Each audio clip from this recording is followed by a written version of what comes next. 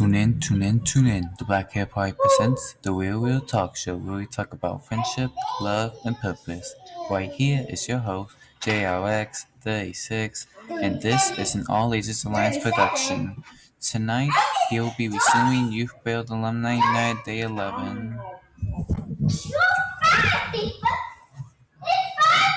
In my own words, let's get straight to it.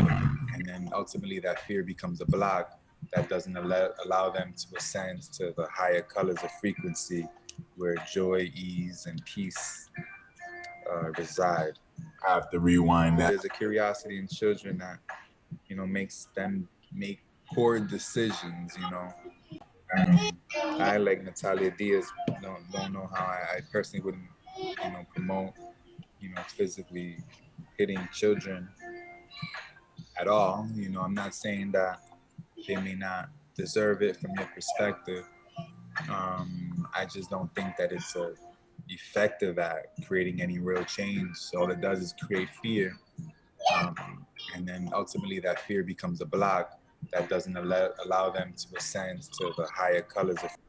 So we're talking about fears or the traumas caused by spanking or by corporal punishment. Frequency where joy, ease, and peace reside. The idea is that fear becomes a block to ascending to the higher rates of frequency. What that means is that thoughts that are based in fear and emotions based in fear prevent the individual from being able to experience joy, ease, and enlightenment, because the existence of those thoughts reduce the frequency, the rate of frequency that someone's vibrating at. Either mere existence. So we're doing good. Right now we're just reading Natalia Diaz's book, looking back, moving forward. And we're coming on chapter 10, My Firstborn. Let's go. By the 7th month of my pregnancy, I had a checkup and the doctor scheduled an emergency appointment.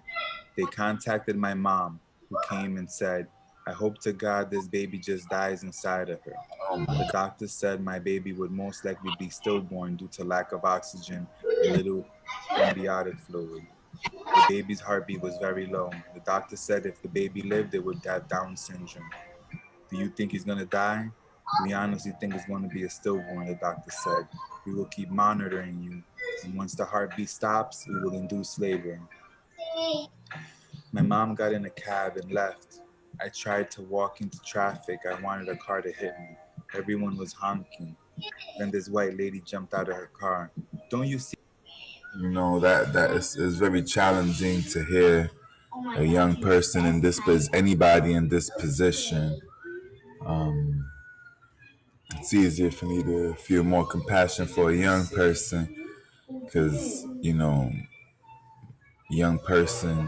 young people have been on the planet a shorter period of time, so they've had less time to create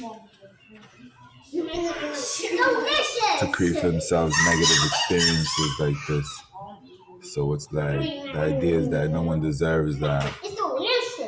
But all too often, young people's emotions and feelings are ignored and not taken into account or consideration, resulting in young people feeling this way. And as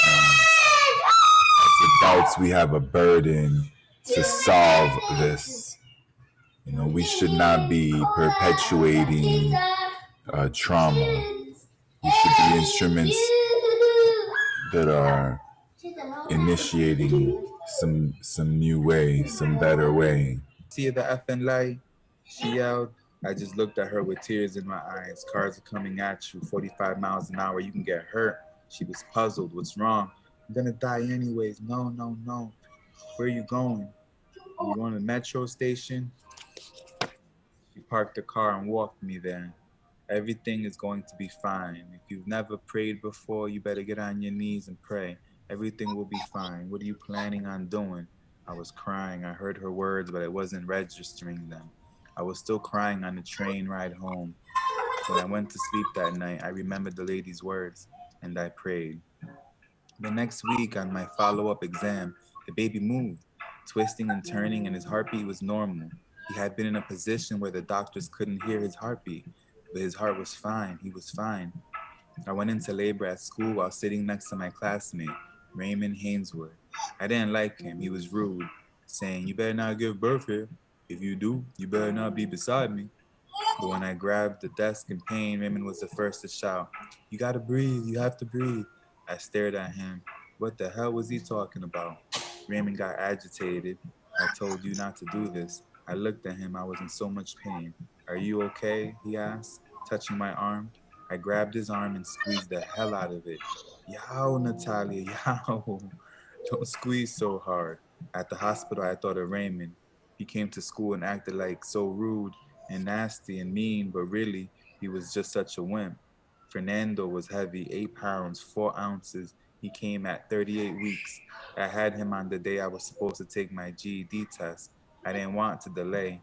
4 days later, I came back to school to take the test. I was so motivated to get my GED. 2 weeks later, I was back in school full time, and I started working in the construction site. Old nasty rude Raymond turned into Softy. He wore a shirt that said Big Papa. I thought it referred to the rapper, but Raymond told everyone, "I'm the daddy, I'm the daddy, I'm said." I said, "Who's daddy?" "That's my big-headed son." "Come here, you big-headed bastard." When I brought Fernando to school, he smiled at Raymond, who was bragging that he was the daddy, even though he wasn't really. "This is my son. What you looking at?" "Ain't you ever seen a man talk to a baby?" At youth, but we were just like a family. The teacher and students gave me a baby shower. They gave me a stroller, bottles, all this stuff for the baby. It was so fun. All the guys said, "That's my son." Even when they see him now, they say, "Man, my son is big." He is almost a teenager. When Fernando was 5 years old, he asked me, "Mom, how many dads do I have?" As you build family. "How many dads do I have?" "Mom, how many dads do I have?" Mom. Sheesh, that's like an insult in some other languages, I bet. Um, let's keep it going. Chapter 11. So much more than construction. The So construction part of Youth Build was the most amazing thing I ever did. We built a playground outside, an apartment complex full of bullet casings, needles, drugs, bottles, and brown bags with empty beer cans. The place was nasty and smelled like urine. I needed to work at the construction site because I needed the money. We were paid by the hour. I was told to haul food and water in a wheelbarrow, but I didn't want to do that. I put on my white mask, t-shirt, and tool belt and didn't fit. I started digging, kept at it until I was sweating. My body ached. As I dug up the ground, I saw people looking out at us from their apartments. One old lady came outside. "I have lived here for 30 years and I've seen everything that has happened here," she said. "I've seen bodies carried out of here, but I've never seen anything like this. You're just a blessing." She brought us lemonade, and it was not from a carton. It was real homemade lemonade with pulp and lemon slices. She asked me why I had tears in my eyes. I said my body hurts. Others told her I had just had a baby. She put a clothes around my belly. She put a cloth around my belly. "Don't you come out here doing these crazy things," she said. The next day, she took me into the kitchen and taught me to fry chicken. "You guys have really made a difference. Now little children can run around and play in the actual playground." That place, which had been so nasty, was now the most colorful, beautiful playground, and I helped build it. The construction skills are not the most important skills I learned in Youth Build. I learned to be thankful and tired. Not tired from running, tired from crying, not tired from crying, not tired from doing anything bad, just tired from really working and making something good in place that needed it, and people thanked us for it. Yeah, so construction is a great tool to get, you know, people to build up confidence because you're building something essentially from, nothing. And the idea of nothing meaning, there's no existing structure. You're just taking these materials and putting them together and creating something new or something that wasn't there. And this is very rewarding, especially for someone who maybe hasn't had experiences at being successful at completing anything. You know, a lot of times the regular school system, the traditional public school system, doesn't create situations for people to feel like they could accomplish, you know, certain tasks that gives them some sort of confidence. Usually it's about grading and, you know, grading in a not a practical way. You know, it's just like grading based on your ability to remember, you know, the answers to questions on a test. Is not the same as, you know, building a house or rehabilitating a house or doing something meaningful and useful, you know, for your neighbors or for members of your community or your own family for that matter. Chapter 12, White Child. Like, I hope that many start looking at the public school system or the school system in general from another perspective, or to consider alternate perspectives.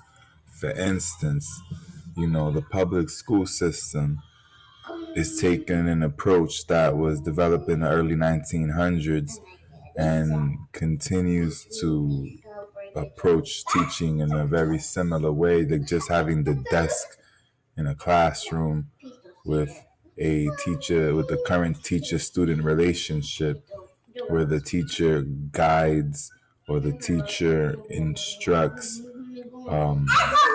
the content that's going to be graded. That model, like, it's like no one's really challenging the effectiveness of that model. Like, is public schools an effective way to educate? Is it effective? Is it efficient? Is it accurate? These are questions that we got to ask ourselves, because what is the purpose of this current education system? Like, how is it correlated to one's ability to be successful or to be more wholesome, or more wholesome human? If you're not clear about what it is that you want out of the education system we have, you may not be pleased with what you end up with.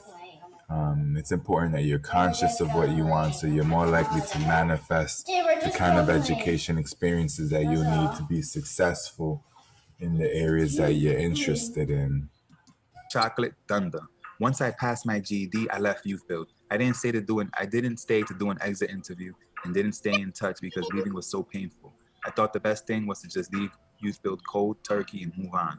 I started working at a shoe store. The owner harassed me saying, "Oh, you look so sexy." I thought a way to take him out, but I knew I couldn't go to jail because I had a baby to take care of. So I put up with him.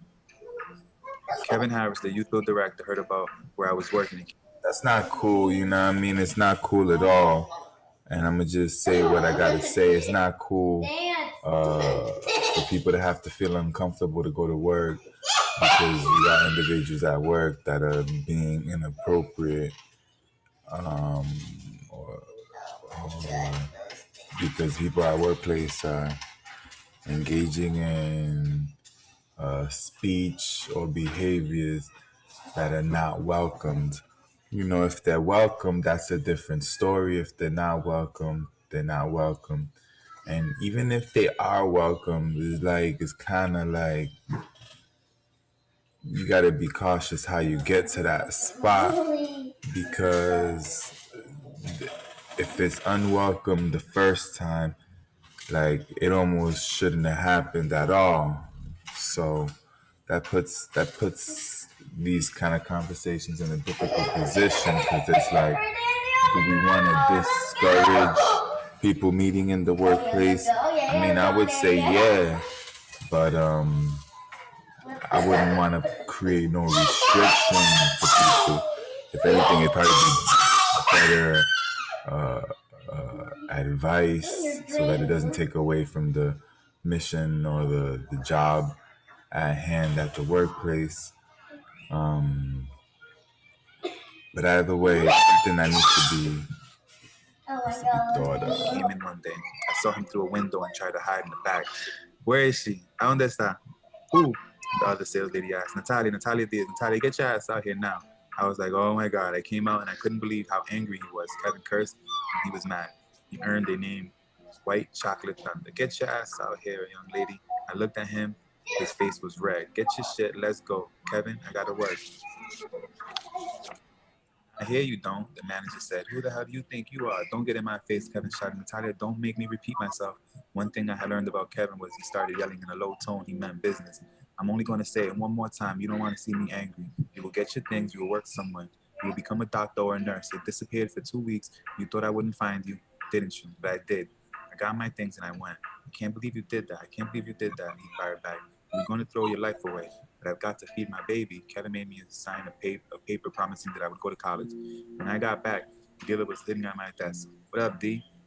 You thought you wouldn't find you? You thought we wouldn't find you? We will find you. You're not going to turn out like everybody else around here. You're going to college. I'm done with school. I got to take care of this kid and feed him. After that, I started going to college tours with Youthville. Kevin lectured us using us as an example. Don't try to do what Natalia did. You guys have too much potential. I will not let you throw it away. Kevin did that for all of us. That was the first time I saw someone in a high position who was white too, care for people. Youthville created a recruiter position, and I took the job. Wow, that's what's up. So Youthville made a position in order to get this young lady employed and in the system, and a system that was being beneficial to her and her family, one that would ultimately result in economic empowerment, is I guess what Mr. Harris was intending. Right, when that would end in economic empowerment is what Mr. Harris was hoping, and I question is that the actual outcome. I know that it's been a vehicle in the past that has provided lots of opportunities for individuals, but at this day and age, it is important that we reanalyze how effective it is at it. To do by instilling the value of a college education, because outside of a college education for a long time there wasn't much alternatives but retail and fast food and positions that don't pay the bills, positions that force you to work multiple jobs or more than 40 hours a week in order just to make ends meet, just to be able to thrive and survive. And That's the truth too. It's like unless you have a vision for what you want to do, it may be a decent alternative, but you just don't want to come out with the kind of debt that people that go to college come out with.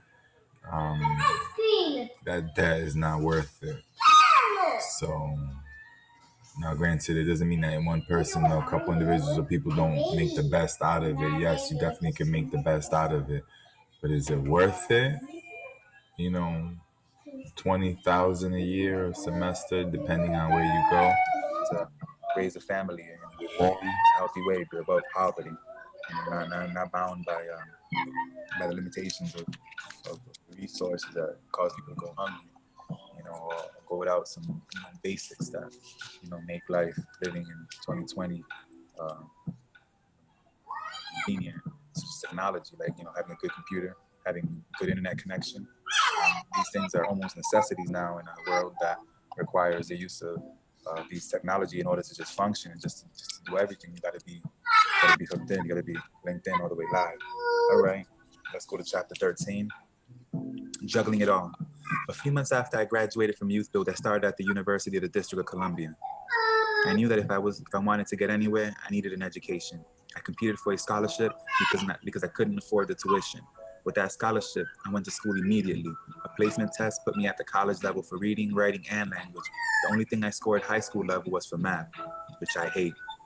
I like college, but it's hard work. Every semester I get A's and B's. I hope to get a degree in social services.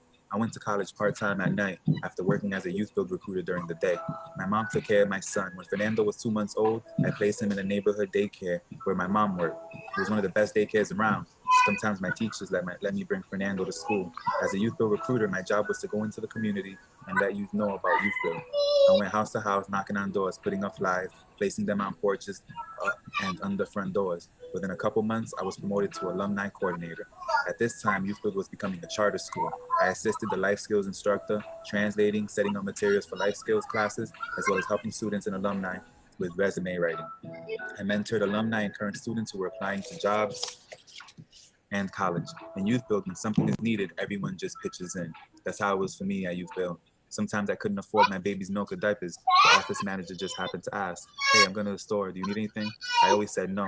But when she came back with things I needed, She always came back with things I needed.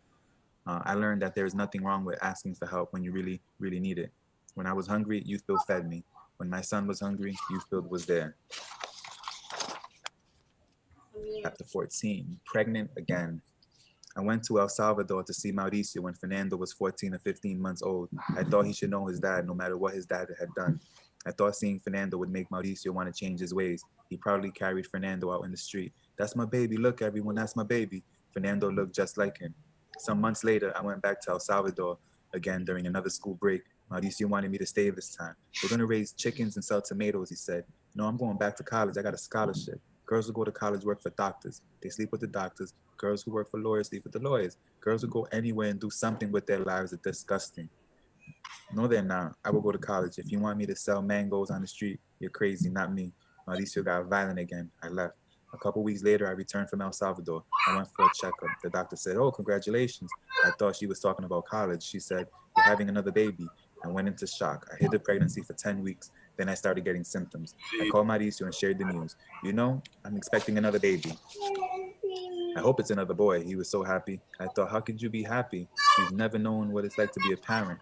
Although my mom watched Fernando when I went to college, he was my responsibility. She always said, "He's your son and you're going to take care of him." When my mom found out I was pregnant, she was a mess. "As long as I keep supporting you with Fernando, you think it's okay to have all these babies." Man, chapter 15, moving on with a box of baby wipes. So it looks like life's about to get really, really, really tough. She's about to move out. We're gonna just go ahead and finish it. We're like 3 chapters away from reading the whole book, so I might as well do it in one sitting. Get this back on.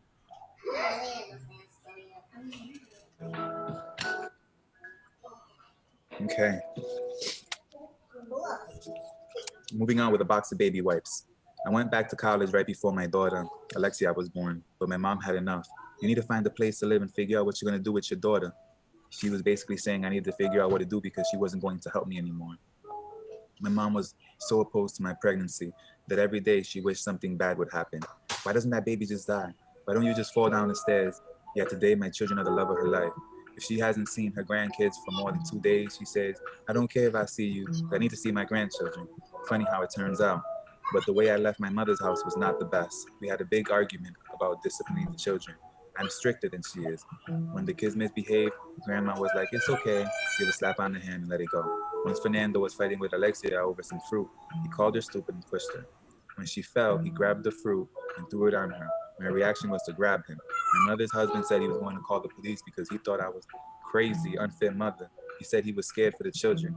We had a heated argument. I don't like to be threatened. I've changed my behavior, but I still won't take anyone's BS. I left that night with 2 bags, some baby wipes, and a set of clothing for each kid. Sheesh. I slept in a car for a few days. I knocked on a friend's door and bathed the kids and took them to daycare. Then I went to work. No one ever knew. I stayed at different houses for a few days. I finally settled with a friend's mother-in-law for almost a month. Then I got an apartment on Franklin Street in Northeast DC. After living there for 3 months, we were told we had 3 days to move out because of structural problems. That made me even more stressed out. We moved to Northwest DC on Quincy Street by Georgia Avenue, a street full of pawn shops and liquor stores, and you already know what comes with that. Know what comes with. You know what I'm saying? Pawn shops and liquor stores and crime and violence. It's all related. Chapter 16. Junkies, thieves, rats, and roaches. I see the rats and roaches effect. Let's go. It's true what they say. You pay your hell here on earth before you actually go to hell. There's always crime scenes on Quincy Street. The police took tenants out of their apartments in case they were housing the shooters. Several times I was out in the street at 3 a.m. with my kids, even in the winter. Junkies smoked, drank, and shot heroin on the steps. Once my son found 2 sticks and imitated smoking. "Hey mama, hey pretty mama." That's what the junkie said, and he mimicked them. The laundromat was a constant crime scene. Once a woman took my clothes out of the dryer and put them in her bag. I stopped her. I had my daughter in one arm, my son on the other. My son pulled me away because he was scared. I wanted to fight her. I didn't want my kids to see someone taking something from their mom and not defend herself. My daughter screamed. The lady was cursing and taking my clothing. Another woman was peeing on the washing machine. A guy was lying there with a newspaper on his face. I thought he was homeless, but it turned out he had been stabbed to death. The kids saw blood. I took my laundry from that lady and took the kids out. They had seen too much. I didn't want this kind of life, but this was the reality for us. We had a bed, a couch, and a TV on top of an old table. That was pretty much it. The apartment was infested with roaches. Mice came out of the stove burner. Rats came out from under the oven, inside the microwaves, and out of the old heaters. I could hear them scratching on the walls. It was terrible. Man used to knock on my door asking for some lady. Once I got so pissed, I grabbed a machete at 3:30 in the morning. I said, if you come in here, I'm gonna have to take you out. I learned later that the fourth floor had been a whorehouse. I complained to the property manager that if he didn't fix it, I was gonna call the Washington Post. I just wanted to sleep in peace. One day I snapped. My kids were sleeping and I couldn't stop crying. I didn't want my kids to see me cry, so I wept in the bathroom. I didn't know what to do. If I could afford to get out of here, I would, I thought, but I couldn't. I didn't have the money. I didn't pay for daycare because I had a voucher. I didn't have to pay for school, but I had to pay for food, clothing, and some medicine that wasn't covered. At Youthfield, I was paid a stipend of $8.75 a month. A whole paycheck went straight to rent. I called my mentor, Andrea, and when I was going crazy, I told her I couldn't do this anymore. This is a test because you're trying to get out of the gutter. You left your violence, your gang banging, and your drugs. You're trying to change, and Satan is doing everything to get you back. Andrea brought me to church. The minister said, you have a plague in your house, the rats and roaches, and that's what happens when you try to change from bad to good. It will never be over, but it will get better. I promise you that. It's getting better. When I'm about to break, I remind myself, okay, God is testing me. I lasted a year on Quincy Street. Quincy Street sounds like hell on earth. Thieves and junkies and rats and roaches. Now we on chapter 17. Looks like she left Quincy for the burbs. The sound of crickets in the suburbs. I looked for an apartment in the district, but couldn't find anything affordable, so I looked outside of DC in Maryland. I found something in Mount Rainier, which has grass and trees. I found a place that was like a mansion compared to Quincy Street. It was so quiet in Mount Rainier. I had no longer heard the gunshots, ambulances, and police sirens that were my lullabies. Without the crackheads screaming or cursing, it didn't feel normal. I was in this clean, quiet place. I could hear crickets. That was the most disturbing sound. It was scary, too quiet. Everybody was so friendly. Hi, ma'am. That's where I ended up and where I met the father of my third baby. He was the engineer of the building. When I went there, I had no intention of getting to know anyone. I only cared about my kids. Hi, ma'am. My name is Renee. If you need repairs or anything, yeah, I heard it before. Get out of my face. He seemed to come out of the elevator every time I picked up my man. Hi, how are you? How was your day at work? Shut up. You talk too much. My apartment was near the engineer's office, and every time I went out, he came out. He came out too. I think he did this on purpose. Good morning, ma'am. One day I finally told him, would you just leave me alone? One day Renee came to change the refrigerator because it was leaking. I told him he didn't have to replace it, that he could just repair it. He stayed for 2.5 hours talking. I thought, how could a stranger tell me his whole life story? Did I even look like I was interested? No, I was on the couch watching TV. He asked where the kids were. The little one, she's so gorgeous for her hair. Alexia has a bush of curly hair. Fernando's big and husky. Renee asked about their father. Immediately I put up my guard. Why was he asking about their father? You look like a woman who's been through a lot of crap. I can see it in your eyes. You're so damn guarded, so damn rude. I'm rude. I don't care. You don't care. You do care. That's how it started. Every day he said, good morning. I said, good morning. How are you? Is that okay? Can I go now? For a few months, he didn't give up. I started to like him. Natalia, you're not even my type. You're not my type. You're like a book that's been written all over because of your tattoos. You have a mean mug. I've always dated women who are more like models. I don't give a damn about your models. That's how I like. You're so independent. That's what I like. You're so independent, honest, and straightforward. You don't take any crap. It started like that. We've been together for more than a year now. My kids like him, especially Alexia. Up on the final chapter, gone fishing. Oh, 2 more chapters. Gone fishing. At home, everything is calm. It's strange to have 2 adults in the house. Renee wanted me to move in with him 6 months after we started our relationship. I didn't want to do that because I didn't want to be in anyone's housewife. We'd eventually move into the house further out in the suburbs in Laurel, Maryland. But now I'm back in DC. Renee came with us. He's so patient. He's the opposite of me. Let's go to the museum. Let's go to the park. Let's go to the aquarium, Renee says. I say, okay, but this is so different. Even though I've grown up in DC, I've never taken my kids to the museum. We don't get out our little area. Let's go explore. I tried to work full-time and attend college full-time, but it was challenging for the kids. Fernando had issues in school, and his teacher called him the most disruptive child. I just broke down. Work is stressful. You get home, you have to cook, clean, bathe the kids, and attend all these meetings at school. Fernando's going to be the death of me, I told Renee. Fernando heard that and behaved well that whole week. I don't want you to die, mommy. You said I would be the death of you. Please don't die. Oh no, I won't die. Oh no, I won't die. Since Fernando goes to school in my whole neighborhood, the people in the environment do influence him. He's gonna have to learn how things are in real life. You cannot guard your children all the time. You have to raise them with some toughness. You have to expose them to a world a little bit, but not all the way. If someone says something mean to Alexia or me, Fernando jumps to our defense. Don't talk to my mother like that. He can go crazy, and I know I have to channel him. Still, mostly, he is still humble. Alexia is so sweet and curious about life, but she is also hot-tempered and opinionated. Her teacher is Muslim and wears a head covering. Alexa wanted to see if she had legs under her robes, so she lifted up her robe and ran under it. The teacher was wearing leggings. Another day, we were on the bus and most of the passengers were African American. It was 7:30 in the morning and everyone was going to work. Breaking the silence, Alexa said loudly, "Mom, black people have to go to the back of the bus." Alexia, Natalia Diaz, "What did you say?" I asked. An elderly teacher in the front seat said, "Don't you whoop her. You know Dr. Martin Luther King, before him, you would have to go to the back of the bus," Alexia told the lady. "Yes, I would have had to go to the back of the bus, but I am white, and would have gone to the front," Alexia said. "My skin is prettier than yours. You are Latino, you would have been right there with us," the woman replied. "You're not white." The woman taught her something that day. Alexia is learning, but she's still outspoken.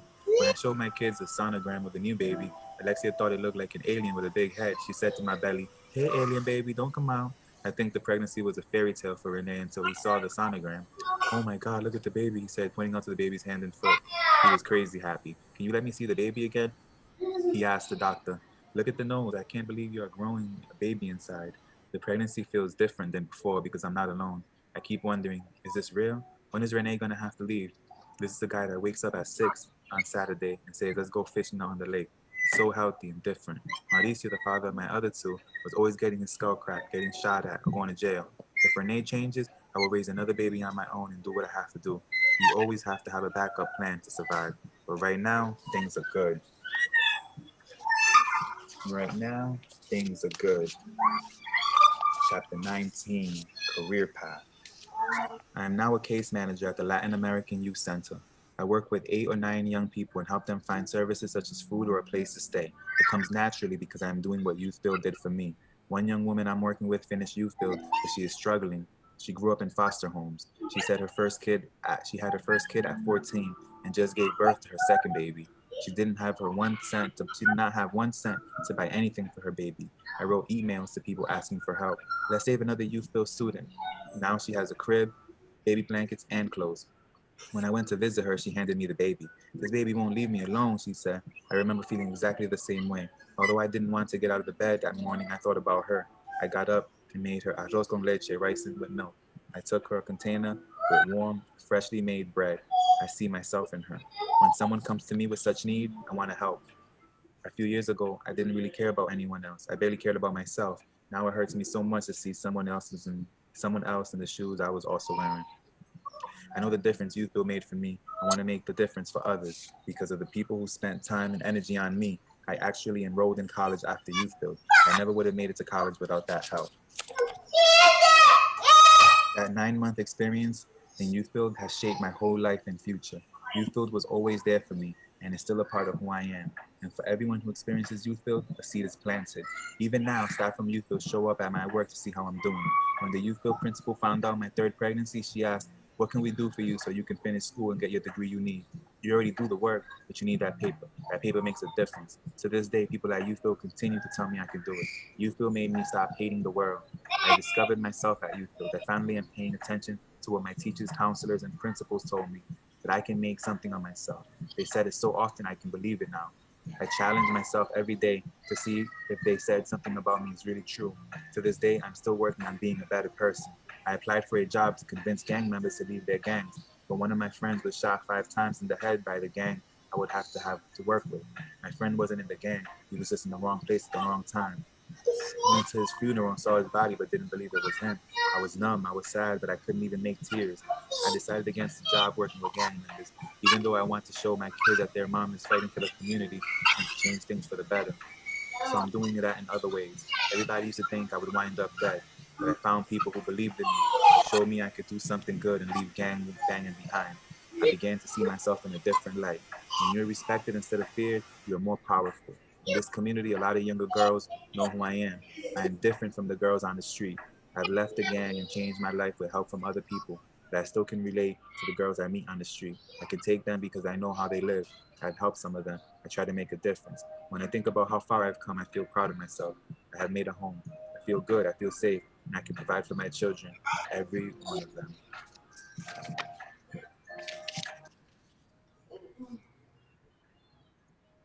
That's Miss Natalia Diaz right there. Shout out, and deep Survivor. warrior, Soldier. She's soldier. an amazing young lady who took charge of her life with the support of some mentors and good people. She was able to make the choices to put herself in a trajectory, you know, to be successful. Clearly. You know, this was an amazing read. Looking back, moving forward, Story Yourself by Natalia Diaz. You know, it's that simple, you know. I read the story, it's very touching, very impactful. It's a peek into the life of an individual who didn't have it easy and, you know, still managed to be optimistic about her place in the world, in the future, you know, and is making choices. What does that teach us? What does that speak to us? It's like optimism is a state of mind, is a mindset. You know, we are all going through struggles and or through challenging experiences and or obstacles. We must have some sort of inner hope, faith in that things will be okay, even when they're not. And that's gonna look different for different people, how they go about programming themselves to have that experience. But it's important for us to give attention to that fact. That put her in a position to help other people. She's an advocate. She's a change agent in our communities, in DC area. You know, she established a family. Looks like she's working on her career. It's beautiful. Now was a story yourself, Natalia Diaz. Looking back, moving forward. That'll do it for tonight. So what does change look like for you? What does change look like for you? You know, we'll close it out. We'll close it out with this. You know, what does change look like for you? At some level, I am most useful when a person's ready to change something. Are you ready to change anything? And if you were ready to change something, what exactly would you want to change? And change to what? From what to what? You know. So what does change look like for you? All the best to you and yours, and I hope you feel motivated and inspired to be able to do your story yourself. You know, what's holding you back from sharing your story? I'm sure you got notes, you got a diary or a Facebook post, you know, that you can go back to and be motivated or inspired to build on, or basically just take and assemble a book, you know, put your story together so that, you know, the next person that can learn from your experiences can actually like stand on your shoulders, and you could be a giant, you could be a, you know, a hero of some sort, that kind of like the trailblazer for other people, you know, that have similar experiences, or that can benefit from this story. Well, we'll leave it at that. Thank you very much. Enjoy the rest of the evening or day or whatever it is, wherever you at in this moment. All the best. Peace. So what is your story? What is your story? We'll just close out with this in my own words, and the question is, what is the story? What is it that you're trying to accomplish with your life? You know, do you have to go through some change to achieve your goals, or are you fine just the way you are? Do you want to be more aware of your emotions and be more in control of your state, then what needs to get done? That's what this is about. You know, we over here at the Real Talk Show talking about friendship, love, and purpose with the intention of creating distance between you and suffering. You got questions, we got answers. And we're going to just go ahead and tune out with that. Jaden might be asleep because this is a late edition. Oh, you want to tune me out?